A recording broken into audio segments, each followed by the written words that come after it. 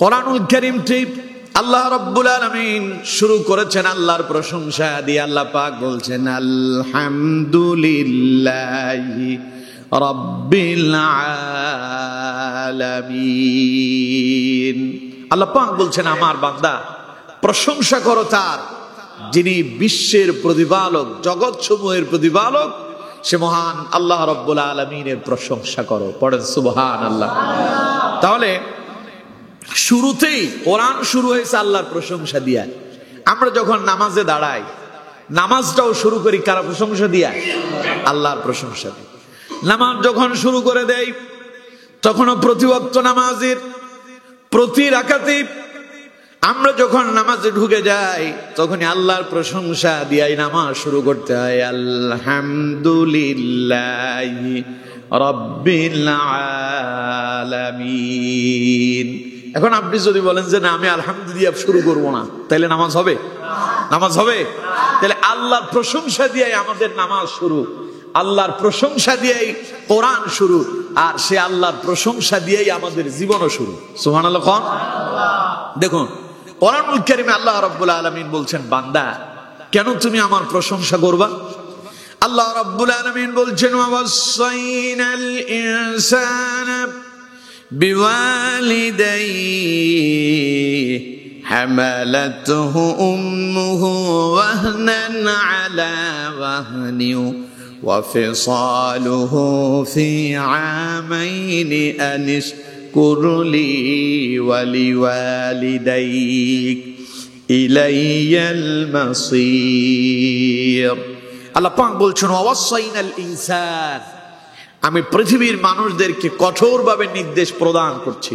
এটা আল্লাহর ওয়ার্ডার। আল্লাহ বলছেন আমি হুকুম করছি বিওয়ালিদাইহি, তারা যেন তাদের মা বাবার সঙ্গে ভালো ব্যবহার করে। কারণ হামালাতহু উম্মুহু ওয়াহনান আলা ওয়াহন, কারণ মা তাকে অত্যন্ত কষ্ট করে গর্ভে ধারণ করেছে এবং অত্যন্ত কষ্ট করে মা তাকে ভূমিষ্ঠ করেছে। এরপর আল্লাহ পাক বলছেন ওয়া ফিসালুহু ফি আমাইন, এবং 2 বছর পর্যন্ত মা তাকে দুধ পান করিয়েছে। সুতরাং আনিশকুরলি ওয়া লিওয়ালিদাই, আমার বান্দা এর জন্য তুমি আমার প্রশংসা করো এবং মা বাবার প্রতি কৃতজ্ঞতা প্রকাশ করো। সুবহানাল্লাহ। তাহলে এখানে আল্লাহ তাআলা বলছেন আমি পৃথিবীর মানুষদেরকে কঠোরভাবে নির্দেশ দিলাম তারা যেন তাদের মা বাবার সঙ্গে ভালো ব্যবহার করে। কারণ মা তাকে অত্যন্ত কষ্ট করে গর্ভে ধারণ করেছেন, অত্যন্ত কষ্ট করে ভূমিষ্ঠ করেছেন, এরপরে 2 বছর পর্যন্ত দুধ পান করালেন। এরপরে আল্লাহ পাক বললেন আনিশকুরলি, বান্দা আমার কৃতজ্ঞতা প্রকাশ করো, ওয়ালিওয়ালিদাই, আর পাশাপাশি তোমার মা বাবার প্রতি কৃতজ্ঞতা প্রকাশ করো।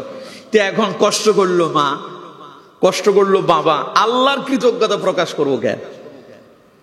আমার বন্ধুগণ, আমরা যখন মায়ের গর্ভে এসেছিলাম, সেই মায়ের গর্ভে মা কি আমাদেরকে হাতে ধরে খাওয়াইয়া বড় করছে?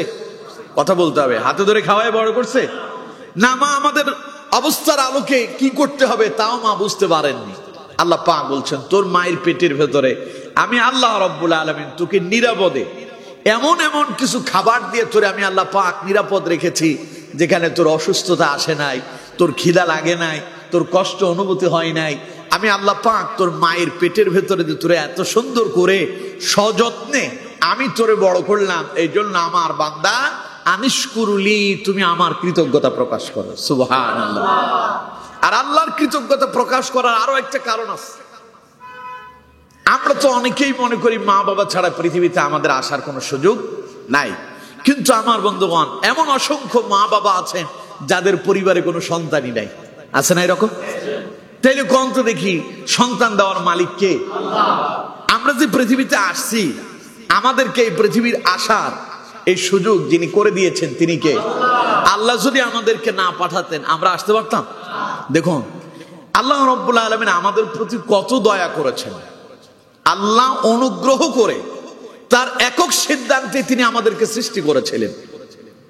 আল্লাহ তাআলা মানব সৃষ্টির পূর্বেই ফেরেশতাদেরকে প্রশ্ন করছিলেন, আমার ফেরেশতারা, আমি দুনিয়াতে আমার খলিফা নিযুক্ত করতে চাই, মানব সৃষ্টি করতে চাই, তোমরা কি বলো? কোরআনুল কারীমে আল্লাহ পাক বলছেন আল্লাহ রাব্বুল আলামিন বলছেন, ওয়াইয ক্বালা রাব্বুকা লিল মালাইকাতি ইন্নী জাইলুন ফিল আরদি খলিফা قالوا أتجعل فيها من يفسد فيها ويسفك الدماء ونحن نسبح بحمدك ونقدس لك قال إني أعلم ما لا تعلمون পড়েন আল্লাহু আকবার। আল্লাহ পাক বলছেন, নবী স্মরণ করেন সেই সময়ের কথা। ওয়াইয ক্বালা রাব্বুকা লিল মালাইকাতি, যখন আপনার রব মালাইকাদেরকে প্রশ্ন করেছেন, ইন্নী জাইলুন ফিল আরদি খলিফা, যে আমি পৃথিবীতে আমার খলিফা নিযুক্ত করতে চাই, অর্থাৎ মানব সৃষ্টি করতে চাই। এখন এই ব্যাপারে তোমাদের অভিমত কি? তোমরা কি বলো? কাজটা কি আমি করব? তখন ফেরেশতারা কি জবাব দিল? আল্লাহ রাব্বুল আলামিন বলছেন, ক্বালা ইন্নী ওয়াইয ক্বালা রাব্বুকা লিল মালাইকাতি ইন্নী জাইলুন ফিল আরদি খলিফা ক্বালু আতাজআলু ফিহা মান ইউফসিদু ফিহা ওয়া ইয়াসফিকুদ দিমা। ফেরেশতারা তখন আল্লাহকে বলছে, আল্লাহ, পৃথিবীতে মানব সৃষ্টি করে কি লাভ হবে? ওরা দুনিয়াতে আসবে, ওরা ফিতনা বাসাত করবে, ওরা মারামারি করবে, ওরা ঝগড়া বাসাত করবে, ওরা রক্তপাত করবে, ওরা খুন খারাপি করবে।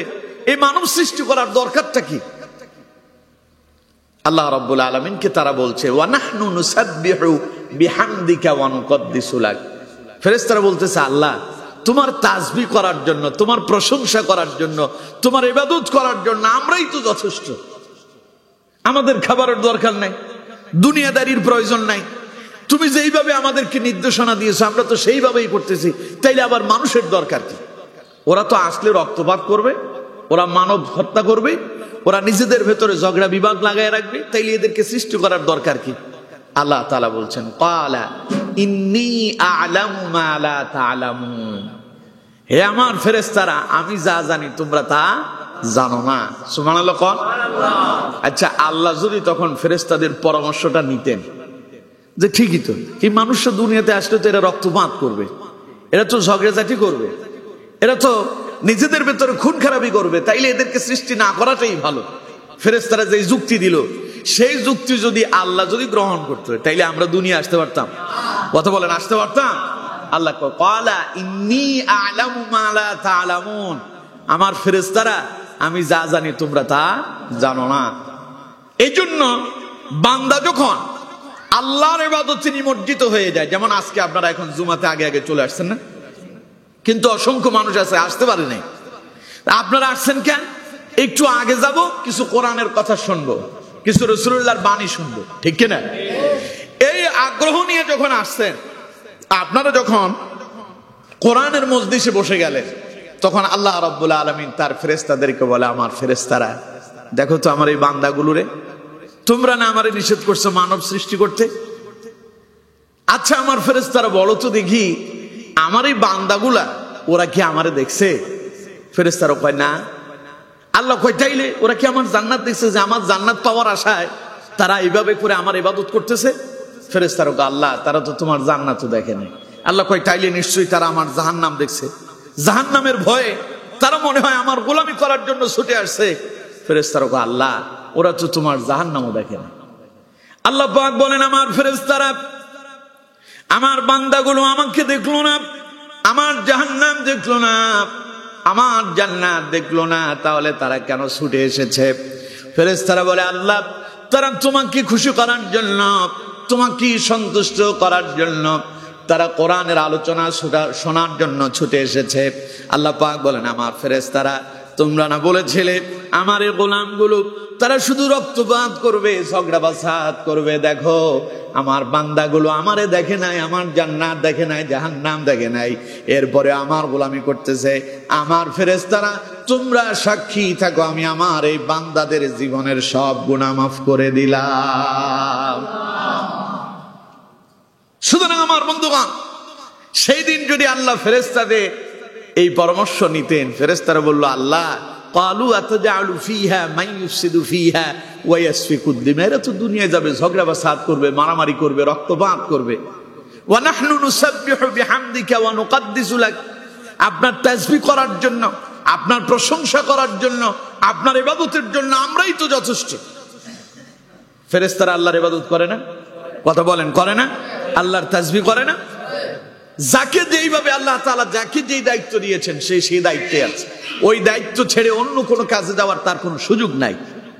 সুতরাং আমার বন্ধুগণ, আল্লাহ রাব্বুল আলামিন বলছেন, তখন আমি আমার ফেরেশতাদেরকে জবাব দিয়েছিলাম, ক্বালা ইন্নী আ'লামু মা লা তা'লামুন, আমি যা জানি তোমরা তা জানো না। তাইলে আল্লাহর একক সিদ্ধান্তে তিনি আমাদেরকে সৃষ্টি করেছেন। আল্লাহ আমাদেরকে সৃষ্টি করেছেন, যেহেতু এটা আল্লাহর একক সিদ্ধান্ত ছিল, আল্লাহর সিদ্ধান্তে দুনিয়ায় আসছি, আল্লাহর সিদ্ধান্তে মায়ের পেটের ভেতরে ছিলাম 10 মাস, আল্লাহর সিদ্ধান্তে মায়ের পেট থেকে নিরাপদে দুনিয়ায় এলাম। আল্লাহ কয়, বান্দা আমি যে তোরে সৃষ্টি করলাম, আমি যে তোর মায়ের পেটের ভিতরে নিরাপদে রাখলাম, দুনিয়া আসার পরে তোর মায়ের স্তনের ভেতরে তোর জন্য খাবারকে আমি আল্লাহ রাব্বুল আলামিন মওজুদ করে রেখেছিলাম। সুতরাং বান্দা আনিশকুরলি, তুই আমার প্রশংসা কর। সুবহানাল্লাহ কর। মায়ের স্তনের ভেতরে আল্লাহ রাব্বুল আলামিন 2 বছর পর্যন্ত আমাদের খাবারকে তৈরি করে রেখেছিলেন। মায়ের স্তনের ভেতরে এমন খাবার আল্লাহ পাক তৈরি করছেন, পৃথিবীর সকল বিজ্ঞানী, সকল ডাক্তাররা একত্রিত হলেও মায়ের স্তনের মতো এক ফোঁটা দুধ তারা তৈরি করতে সক্ষম নয়। তাইলে কোন তো এই নিরাপদময় খাবার যিনি আমাদের জন্য তৈরি করেছিলেন তিনি কে? এই জন্য আল্লাহ পাক বলছেন, আনিশকুরুলি ওয়ালি ওয়ালিদাই, বান্দা আমার কৃতজ্ঞতা প্রকাশ করো, পাশাপাশি তোমার মা বাবার কৃতজ্ঞতা প্রকাশ করো। সুবহানাল্লাহ।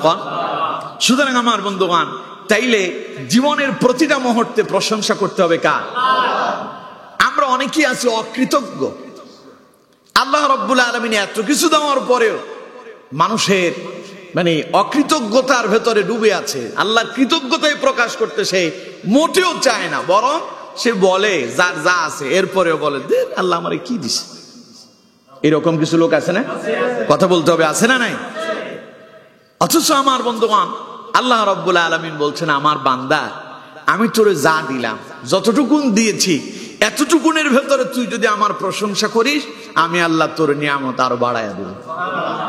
কোরআনুল কারীমে আল্লাহ রাব্বুল আলামিন বলছেন, ওয়া ইয তাআযানা রাব্বুকুম লাইন শাকারতুম লাযীদান্নাকুম ওয়া লাইন কাফারতুম ইন্না আযাবি লাশাদীদ। পড়েন আল্লাহু আকবার।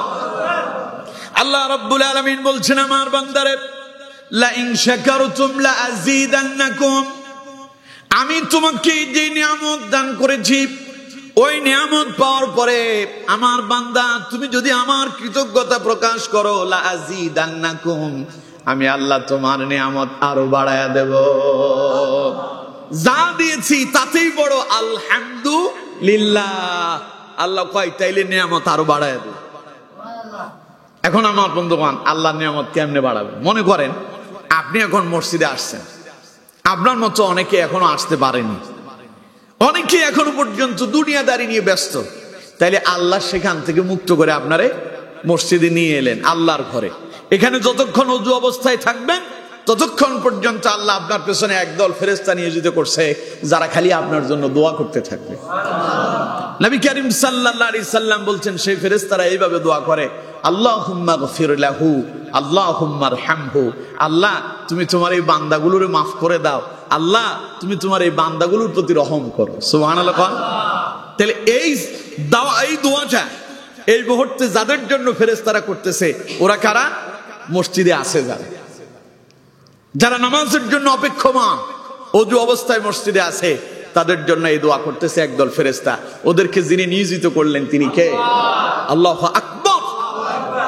এখন আপনি মসজিদে আসলেন, আয়েশা আপনিও এসে বললেন, আলহামদুলিল্লাহ, আমি আল্লাহ তোমার প্রশংসা করছি, তুমি অন্য মানুষ থেকে আলাদা করে আমারে তোমার ঘরে নিয়ে আসছো। আল্লাহ কয়, আমার বান্দা লাইন শাকারতুম লা আযীদান্নাকুম, আমি যে তোরে নিয়ামত দিলাম দুনিয়ার ওই রকম সব বদ কাজ থেকে আমি তোরে মুক্ত করে আমার ঘরে নিয়ে আসছি, তুই আইসা আমার এই নিয়ামত পায়া খুশি হয়ে কইলি আলহামদুলিল্লাহ। আল্লাহ কয়, আমার বান্দা লা আযীদান্নাকুম, আমি এবার তোর নিয়ামত বাড়ায়া দিলাম। আমরা বলি আল্লাহ নিয়ামত কেমনে বাড়ায়া দিলা? আল্লাহ কয়, তুই যেহেতু আমার ঘরে গিয়া আমার প্রশংসা করলি, আমি এইভাবে আরো বেশি বেশি আমার ঘরে যাওয়ার জন্য তোরে তৌফিক দিয়ে দেব। সুবহানাল্লাহ। এর না নিয়ামতের শুকরিয়া আদায় করলে নিয়ামত বেড়ে যাওয়া। আপনার সম্পদ যতটুকুন আছে ততটুকুনে পড়েন আলহামদুলিল্লাহ। আল্লাহ কয়, তুই প্রশংসা করবি, আমি তোর সম্পদ বাড়ায়া দেব। তোরে আমি যত রিজিক দিয়েছি যা আছে তাতে বল আলহামদুলিল্লাহ। সুস্থ আছিস, অসুস্থ হয়েছিস, রোগাক্রান্ত হয়েছিস, বিপদে পড়ছিস, মুসিবতে পড়ছিস, শুধু বল আলহামদুলিল্লাহ। আমি আল্লাহর প্রশংসা করছি, যেমন আছি তেমন ভালো আছি, আলহামদুলিল্লাহ। আল্লাহ আমাকে যে অবস্থায় রাখেন তাতে আমি আল্লাহর প্রশংসা করি। আল্লাহ কয়, আমি আল্লাহ তখন তোর এর চাইতে ভালো রাখা আমি আল্লাহ রাব্বুল আলামিন আমার দায়িত্ব গ্রহণ করে নেই। এই জন্য আমার বন্ধুগণ, জীবনের প্রতিটা মুহূর্তে প্রশংসা কার? আর যদি না করতে পারেন, আল্লাহ রাব্বুল আলামিন বলছেন, ওয়ালা ইন কাফারতুম ইন্না আযাবি লাশাদীদ। আমার বান্দারে, আমি তোমারে যে নিয়ামত দিয়েছি ওই নিয়ামতের যদি কৃতজ্ঞতা প্রকাশ করতে না পারো, তাহলে আমার বান্দা অপেক্ষা করো, আমার আযাব অত্যন্ত ভয়ানক। আল্লাহর আযাব কি? অত্যন্ত ভয়ানক। আল্লাহ বলছেন, যদি অকৃতজ্ঞ হও তাহলে তোমার থেকে তোমার নিয়ামত চিনায় নেওয়ার ক্ষমতাও আমি আল্লাহ আছে। আল্লাহর আছে না নাই? কারুন রে আল্লাহ কি সম্পদ কম দিছিল? কথা বলতে হবে। কারুনের সম্পদ কি কম ছিল? অনেক সম্পদ ছিল। সেই কারুনের সেই সম্পদ নিয়ে সে কি বেঁচে থাকতে পারছিল? আল্লাহ তাআলার প্রিয় নবী হযরত মূসা আলাইহিস সালাতু ওয়াস সালাম কারুনকে বললেন যাকাত দিতে। কারুন যাকাত দিতে অস্বীকৃতি করলো। আমার সম্পদ, আমি যাকাত দেব কেন? আল্লাহ কই, তোর না, আমার প্রতি তোর কৃতজ্ঞতা নাই। আল্লাহ রাব্বুল আলামিন কারুনকে এমন ভাবে পাকড়াও করলেন, কারুনের সম্পদ সুদ্ধা, কারুনের সুদ্ধা, যিনি মাটির নিচে এক মুহূর্তের ভিতরে ডাবায়া দিলেন, তিনি কে? আল্লাহ তাআলা বলছেন, ওয়ালা ইন কাফারতুম ইন্না আযাবি লাশাদীদ। আমার নিয়ামত পেয়ে যদি অকৃতজ্ঞ হও তাহলে জেনে রাখো আমার শাস্তি অত্যন্ত ভয়ানক। আমি নিয়ামত চিনায় নিব এবং তোমাকে ভয়াবহ আযাবের সম্মুখীন করব। এর জন্য আমার বন্ধুগণ, যেমনই আছি, যেইভাবে আছি, প্রশংসা করব কার? দেখুন আমার বন্ধুগণ, কোরআনুল কারীমে আল্লাহ রাব্বুল আলামিন আমাদেরকে সতর্ক করে দিচ্ছেন, যারা ঈমান আনছে, ঈমানদারদেরকে আল্লাহ রাব্বুল আলামিন বলছেন, ইয়া আইয়ুহাল্লাযীনা আমানু কুলু মিন তাইয়্যিবাতি মা রাযাকনাকুম ওয়াশকুরু লিল্লাহি ইন কুনতুম ইয়্যাহু তা'বুদুন। আল্লাহ পাক বলছেন, ইয়া আইয়ুহাল্লাযীনা আমানু, হে ঈমানদারেরা, হে মুমিনেরা, হে বিশ্বাসীরা, কুলু মিন তাইয়্যিবাতি মা রাযাকনাকুম, আমি তোমাদের জীবন উপকরণ হিসাবে, তোমাদের চলার জন্য আমি তোমাদেরকে যে উত্তম রিজিক দান করেছি, এই জন্য তোমাদের দায়িত্ব হচ্ছে ওয়াশকুরু লিল্লাহ, যা দিয়েছি তার জন্য আমি আল্লাহর প্রশংসা করব। সুবহানাল্লাহ। আমার বন্ধুগণ, এরপরে আল্লাহ তাআলা বলছেন, ইন কুনতুম ইয়্যাহু তা'বুদুন, যদি তোমরা আল্লাহর ইবাদত করে থাকো। অর্থাৎ তোমরা যদি আল্লাহর গোলামি করো, ঈমানদারেরা, ঈমানদারদের গোলামি হবে কার? ঈমানদারেরা কার গোলামি করবে? আল্লাহ পাক বলছেন, যদি আমি আল্লাহর গোলামি করো তাইলে কুলু মিন তাইয়্যিবাতি মা রাযাকনাকুম ওয়াশকুরু লিল্লাহ, আমি তোমাদেরকে যে রিজিক দিয়েছি, যতটুকুন দিয়েছি, এই উত্তম রিজিক গুলোর জন্য আমার প্রশংসা করো। আল্লাহ যদি না দিতেন আপনি চলতে পারতেন? আপনি বলবেন যে হুজুর, আমার টাকা পয়সা তেমন একটা নাই, আমার তেমন সম্পদ নাই, আমার ভালো কোনো বাড়ি নাই, থাকার ভালো কোনো জায়গা নাই, তাইলে আমি আল্লাহর প্রশংসা করবো কেন? আমার পাশের লোকটার 10 তলা একখান বিল্ডিং আছে, ওর একটা মার্সিডিজ গাড়ি আছে, ওর ব্যাংকে কয়েক কোটি টাকা আছে, ওর ব্যবসা বাণিজ্য আছে, আমার কিছু নাই, তাই আমি আল্লাহর প্রশংসা করবো কেন? আচ্ছা, এবার আপনার দেহের দিকে একটু তাকায় দেখেন তো, আল্লাহ রাব্বুল আলামিন আপনার কি দেন নাই? আল্লাহ দয়া করে আপনার দুইটা হাত দিছে। এই দুইটা হাতের ভেতরে একটা যদি না থাকতো, আপনার জীবনের চলার পথটা খুব সহজ হতো। আল্লাহ আপনার দুইটা পা দিয়েছে, দুইটা পা না দিয়ে যদি একটা দিত, চলাটা খুব সহজ হতো।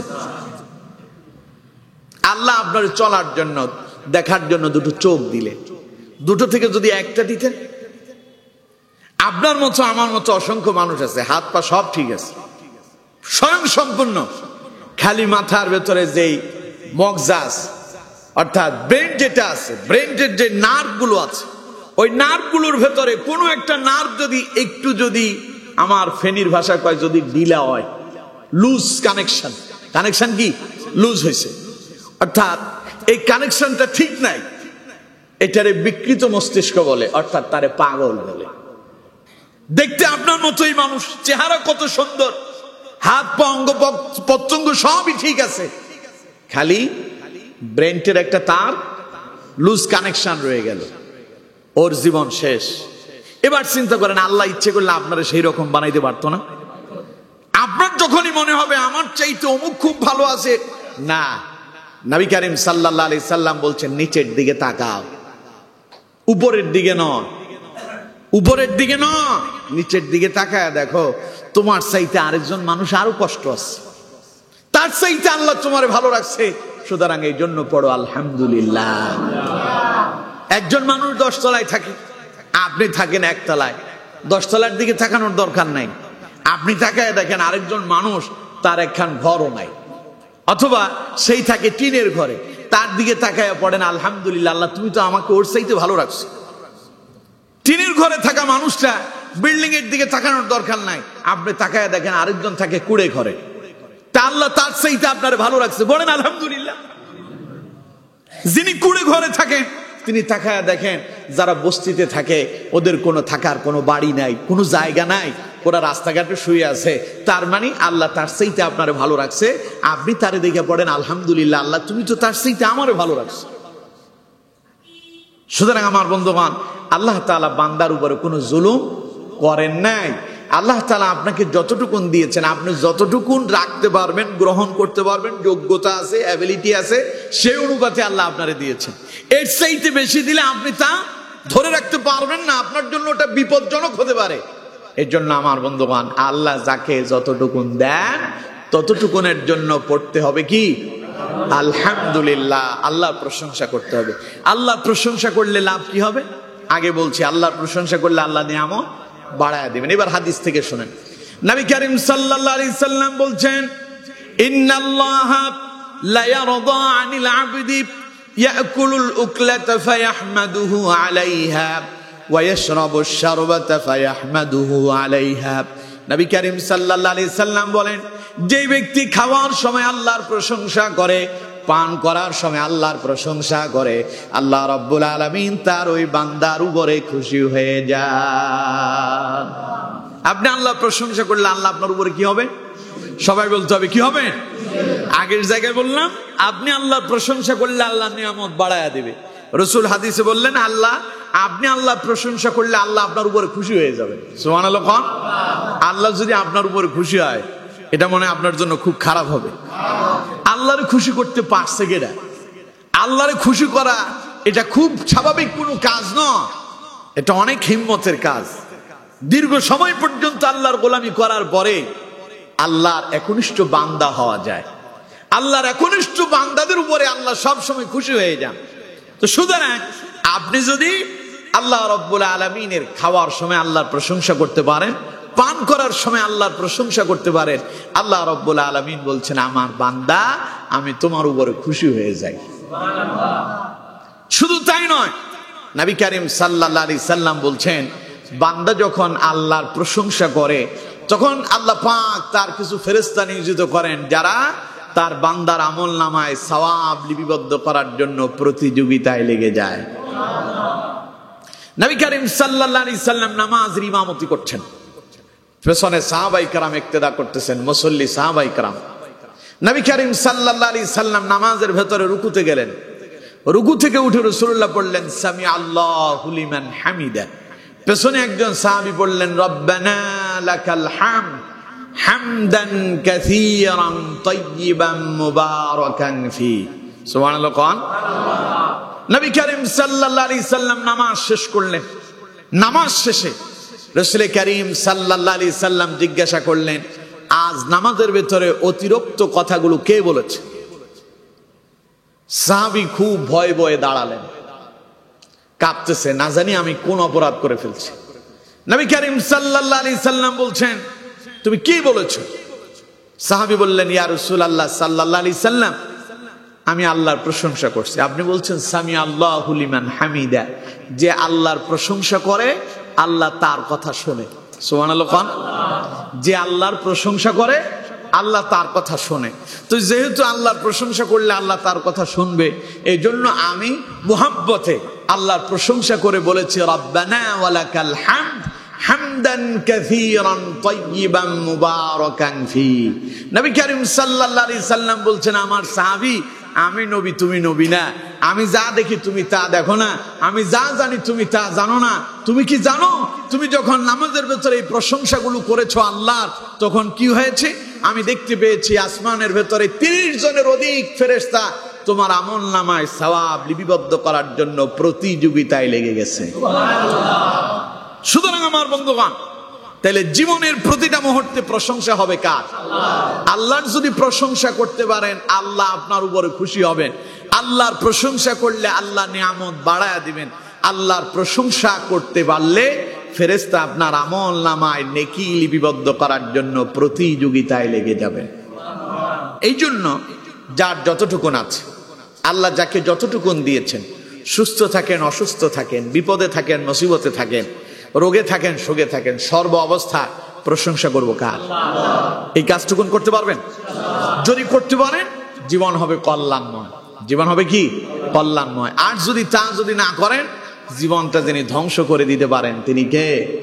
এর জন্য অকৃতজ্ঞ হওয়া যাবে না। কোরআনুল কারীমে আল্লাহ রাব্বুল আলামিন বলছেন, ফাযকুরুনি আযকুরুকুম ওয়াশকুরুলি ওয়ালা তাকফুরুন। আল্লাহ পাক বলছেন, ফাযকুরুনি আযকুরুকুম, আমার বান্দা তুমি আমারে ডাকো, আমিও তোমারে ডাকবো। সুবহানাল্লাহ। তার মানে আপনি ডাকলেন আল্লাহ, আল্লাহ বলবে বান্দা বান্দা, নাকি?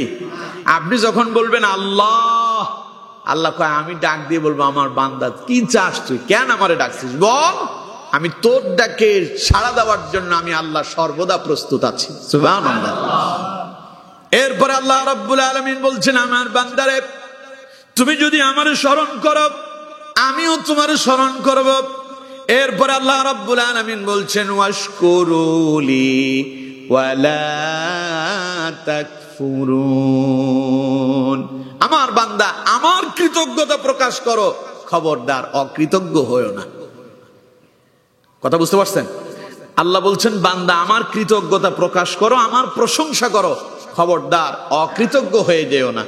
এই জন্য প্রিয় বন্ধুগণ, যখনই আপনি বিপদে পড়ে, আপনার খুব রোগ হয়েছে, মারাত্মক অসুস্থ, দীর্ঘ সময় পর্যন্ত ডাক্তার দেখালেন, সুস্থই হচ্ছেন না, আপনি যদি বলেন আলহামদুলিল্লাহ যেভাবে আছি আমি তো অনেক ভালো আছি, আপনি হসপিটালে গিয়ে দেখেন আপনার চাইতে আরো কঠিন মারাত্মক অবস্থায় অনেক রোগী পড়ে আছে না এরকম? আপনি তার চাইতে ভালো আছেন। সুতরাং আপনি যেরকমই থাকেন অসুস্থ অবস্থায় যদি বলেন আলহামদুলিল্লাহ, আল্লাহ কয় আমার বান্দা করলোটা কি? আমি তার অসুস্থতা দিলাম, সেই রোগ আক্রান্ত, এরপরে আমার উপর প্রশংসা করতেছে। আল্লাহ পাক বলেন, আমার বান্দা যা, আমি আল্লাহ পাক তুই যেহেতু আমার প্রশংসা করলি, আমি আল্লাহ এর জন্য তোর সুস্থ বানাইয়া দিলাম। প্রিয় বন্ধুগণ, হাদিসের ভেতরে এসেছে, নবী করিম সাল্লাল্লাহু আলাইহি সাল্লাম বলছেন, একজন ব্যক্তির একটা ছেলে সন্তান হয়েছে, সেই ছেলে সন্তানটা আল্লাহ তাআলা তুলে নিলেন, অর্থাৎ তার মৃত্যু হয়ে গেল। মৃত্যুর পরবর্তী সময় ছেলের বাপ, আমার দেশে দেখবেন ছেলে মরলে বাপ খুব কাঁদে, হাই হাই আমার একখান ছেলে চলে গেছে, ছেলের জন্য খুব মায়া হয়। মেয়ে হইলে মরবে কি, দুনিয়া আসলেই মন খারাপ হয়, ঠিক কিনা? মেয়ে হইলে অনেক বাবার মন খারাপ হয়ে যায়, হাই হাই আল্লাহ আমার মেয়ে দিল, কপাল খারাপ হচ্ছে। ছেলে হইলে বাজারের সব মিষ্টি কিনে নিয়ে আস। আর এখন তো কত রকমের কত সিস্টেম যে শুরু হয়েছে, ছেলে হওয়ার পরে বাপ যে তার মেয়ের বিয়ে দিল, এখন মেয়ের ঘরের একটা নাতি হয়েছে, বাপের এখন ঋণ করে টাকা নিয়ে ওই নাতিরে চেইন কিনে দেওয়া লাগতেছে, ঠিক কিনা? কথা বলেন ঠিক কিনা? আর মেয়ে যখন হয়েছিল তখন কিছুই লাগে না। এই সিস্টেম গুলো আমাদের দেশে আছে না নাই? জোরে বলতে হবে, আছে না নাই? ছেলে হলে ওরে অনেক কিছু দেওয়া লাগে। ছেলে হইছে স্বর্ণ গয়না দিতে হবে, গলার নেকলেস দিতে হবে, আংটি দিতে হবে, তারপরে মিষ্টি নিয়ে যেতে হবে, অনেক হাবিজাবি, অনেক আরে আয়োজন। মেয়ে হইলে এই আয়োজন নাই। তার মানে আপনার বাপে অথবা আপনাদের মাধ্যমে আপনারা এটাই প্রমাণ করলেন মেয়ে হইলে আপনারা খুশি না, ছেলে হইলে অনেক খুশি হন। এর মাধ্যমে আপনি সেই জাহিলিয়াতের সেই সময়টাকে স্মরণ করায় দিলেন। জাহিলি যুগের মানুষরাও মেয়ে হইলে খুব অসন্তুষ্ট হইতো, ছেলে হইলে খুব খুশি হয়ে যেত। আমার বন্ধুগণ, তাইলে ছেলে মরে গেলে বাপ খুব কষ্ট পায়, আর মেয়ে হইলেই কষ্ট পায়, জন্ম নিলেই কষ্ট পায়। এইরকম একজনের একটা ছেলে মরে গেল। ছেলে মারা যাওয়ার পরে বাপ হতাশ হয়নি। বাপ কি হয়নি? হতাশ হয়নি। দুঃখ তো লাগারই কথা, সন্তান মরছে, বাপের তো মনে একটু দুঃখ আসবেই, আসাটাই স্বাভাবিক। কিন্তু সে এটার জন্য সবর করলো, পড়লো ইন্না লিল্লাহি ওয়া ইন্না ইলাইহি রাজিউন। আমরা তো সবাই আল্লাহর জন্য, আল্লাহর কাছেই ফিরে যাব। আমার সন্তানও আল্লাহর জন্য, সে আল্লাহর কাছেই ফিরে গেছে।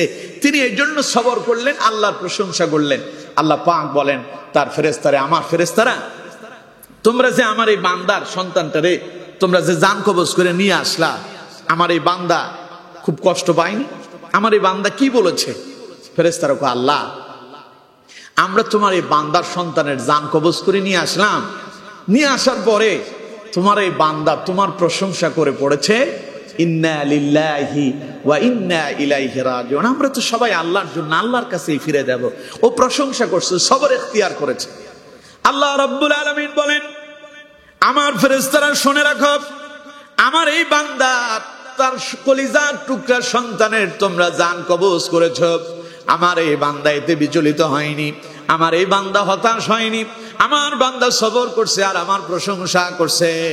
সুতরাং আমার ফেরেশতারা আমার এই বান্দার জন্য জান্নাতের ভেতরে একখান ঘর তৈরি করে দাও, আর ওই ঘরের নাম দিয়ে দাও প্রশংসার ঘর। সুবহানাল্লাহ।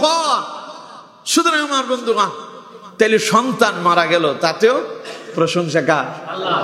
আর আমরা করি কি? হায় হায়, আল্লাহ বুঝি আর দেখলো না, নিয়ে গেল রে, হায় রে, কি হইল রে, কেমনে হইল রে, এই জাতের কথা বলে আমাদের দেশে বিলাপ করে কান্নাকাটি করা আছে না নাই? এগুলো করলে আল্লাহ কয়, আমি নিছি, তুই বুঝি আমারে বর্ষনা করছিস?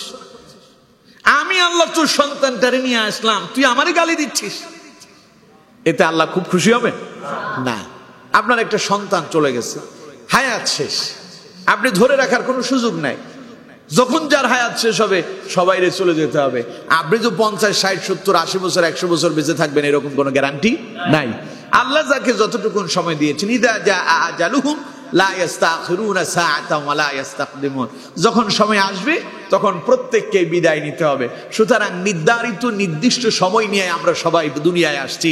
কারো বা 50, কারো 60, কারো বা 5, কারো বা 10, কারো বা 5 দিন, কারো বা 1 দিন, কারো বা 1 ঘন্টা, কারো বা 1 মিনিট, কারো বা মায়ের গর্ভে সময় শেষ, ঠিক কিনা?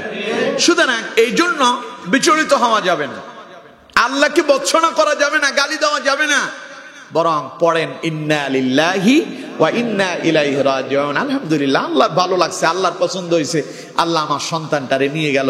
আল্লাহ কয়, তাইলে আমি আল্লাহ খুশি হয়ে জান্নাতে তোর জন্য একখান জান্নাতের প্রশংসার ঘর তোর জন্য আমি আল্লাহ তৈরি করে দেয়।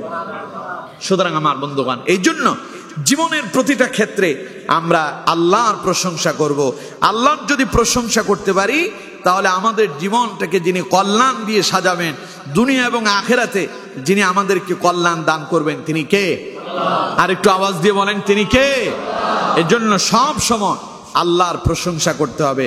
আল্লাহ রাব্বুল আলামিন আমাদের প্রত্যেককে আল্লাহর প্রশংসার মাধ্যমে জীবন যাপন করার তৌফিক দান করুন। আমরা পড়ি আমিন।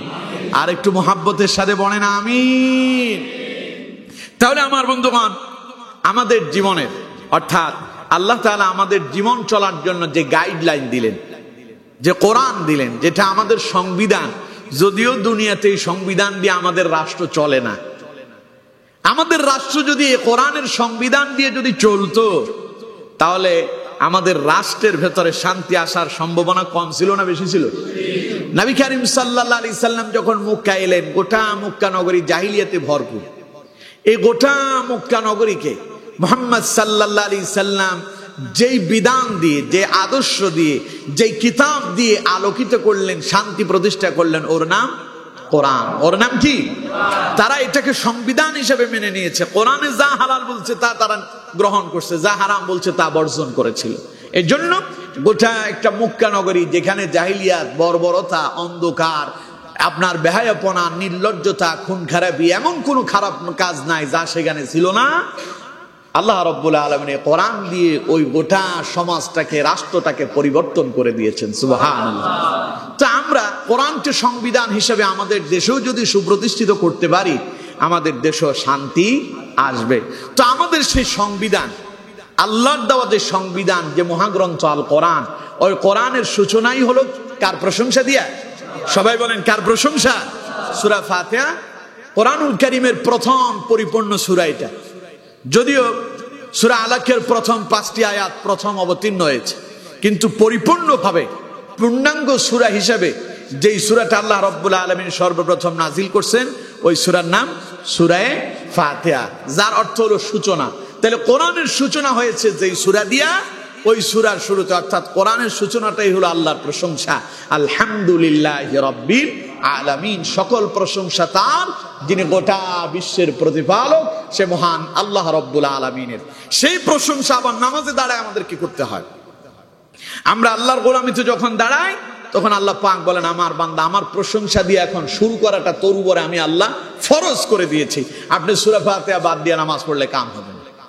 তো সুতরাং আমাদের কোরআন আল্লাহর প্রশংসা দিয়ে শুরু হয়েছে, নামাজ আল্লাহর প্রশংসা দিয়ে আমরা শুরু করি।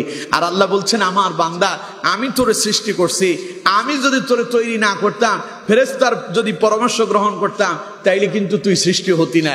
আমি আল্লাহ আমার একক সিদ্ধান্তে তোরে তৈরি করলাম, তোর মায়ের পেটের ভেতরে তোরে নিরাপদে রাখলাম, দুনিয়া আসার পথ সহজ করলাম, আসার পরে 2 বছর পর্যন্ত মায়ের স্তনের ভেতরে তোর জন্য আমি আল্লাহ পাক খাবারটাকে মজুদ করে রেখেছিলাম, যেই খাবারের ভেতরে কোনো ধরনের কোনো কেমিক্যাল ছিল না, যেটাতে তোমার কোনো অসুস্থতা হওয়ার সম্ভাবনা ছিল না।